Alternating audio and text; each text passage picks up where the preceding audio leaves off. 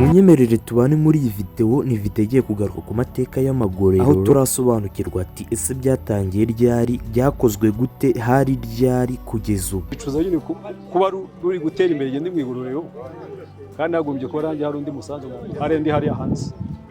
Aha ni mu gace umuntu agera akahita yibona ko asohotse igihugu yinjiye mu kindi gihugu. Munyemerere noneho tubanze dusobanukirwe neza ku mateka y'igororero, ese byatangiye ryari, amapingu yaje ryari, n'ibindi tugiye kwita tubona ku buryo burambuye. Mu bihe bya kera cyane nko muri Misiri ya kera na Mesopotamiya, hafi mu myaka 3000 mbere y'ivuka rya Yezu Kristo, abantu bakekwagaho ibyaha bafungirwaga ahantu hihariye mbere yo gucibwa urubanza cyangwa mbere yo guhanishwa ibindi bihano. Icyo gihe gereza ntiyari igihano nyirizina, ahubwo yari ahantu ho gufungira abantu by'agateganyo. Mu Burayi bwo hagati abantu benshi bahanishwaga ibihano nko gukubitwa, gucibwa umutwe cyangwa kwirukanwa mu gihugu. Gufungwa igihe kirekire muri gereza byatangiye kwamamara cyane kuva mu kinyejana cya 18, ubwo ibihugu byatangiraga kubona ko gufunga umuntu bishobora kuba uburyo bwo kumuhana no kumugorora. Ushobora gutekereza ati kuki gereza yashyizweho? Intego nyamukuru ya gereza ni kurinda abaturage abantu bakoze ibyaha bikomeye, guhana uwakoze icyaha, kugorora no gufasha imfungwa gusubira mu buzima busanzwe, ndetse no gufunga by'agateganyo abataracirwa urubanza. Ushobora kwitekereza ati none se gereza yageze mu Rwanda ryari, yahageze ute? Mu Rwanda rwo hambere mbere y'ubukoloni nta rwego rwa gereza rwari ruremezwa nk'ubwo tuzi uyu munsi. Ababaga bakoze amakosa bahanwaga hakurikijwe amategeko n'imigenzo y'icyo gihe. Mu gihe cy'Abadage n'Ababiligi nibwo uburyo bwa gereza bw'i Burayi bwatangiye gukoreshwa mu Rwanda. Gereza zimwe za mbere zubatswe mu gihe cy'ubukoloni. Urugero, gereza ya Nyarugenge yari izwi nko mu 1930 yubatswe mu gihe cy'ubukoloni, kandi iyo gereza iri no mu za mbere mu Rwanda zabayeho. Nyuma y'ubwigenge u Rwanda rwakomeje guteza imbere urwego rw'amagereza kugeza hashinzwe urwego rwa Rwanda Correctional Service rucunga amagereza yose yo mu gihugu, ngo mu magambo ahinnye ni RCS. Reka noneho turebe ku mateka y'amapingu.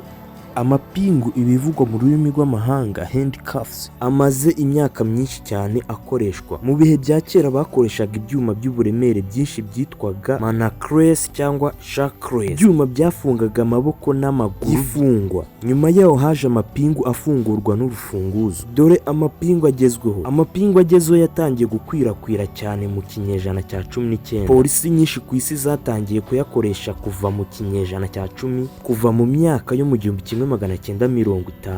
Ubu ayo mapingu akorwa mu byuma bya steel kandi afite uburyo bwo kwifunga bwikora. Mu rurimi rw'amahanga ruvuga ngo automatic locking system. Ushobora kwitekereza ati none se ayo mapingu yo agira ubwoko? Yego agira ubwoko.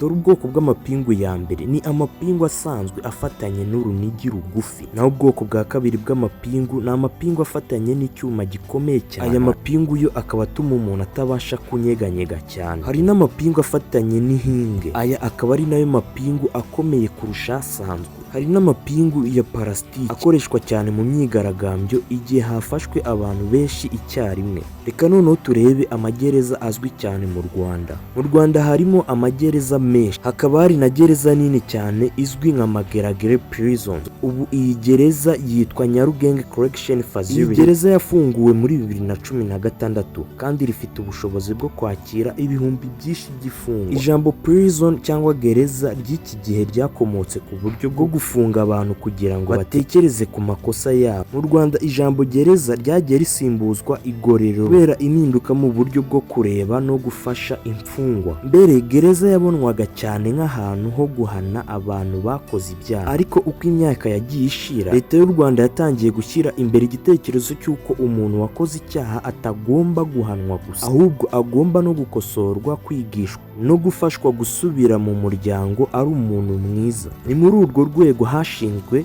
Rwanda Correction Service, mu magambo y'impine ariyo RCS. Nyuma yaho amagereza niyo yatangiye kwitwa amagororero, Correction Facilities. Ijambo igororero rikomoka ku nshinga gukosora cyangwa kugorora, risobanura ahantu hagenewe kugorora imyitwarire y'umuntu wakoze icyaha kugira ngo azongere abe umuturage mwiza mu muryango. Urugero, gereza Mageragere yaje kwitwa Nyarugenge Correction Facility cyangwa se igororero rya Nyarugenge, naho gereza ya Muhanga yitwa Muhanga Correction Facility cyangwa se igororero rya Muhanga. Intego nyamukuru y'iryo hindurwa ry'izina yari ukugaragaza ko aho hantu hatakiri aho igihano gusa, ahubwo ari aho uburere, amahugurwa, umurimo n'igororamuco. Ijambo igororero ryatangiye gukoreshwa ku rwego rw'igihugu nyuma y'ishyirwaho rya Rwanda Correction Service cyangwa se RCS yashinzwe n'itegeko ryo kuwa 12 Ugushyingo 2010.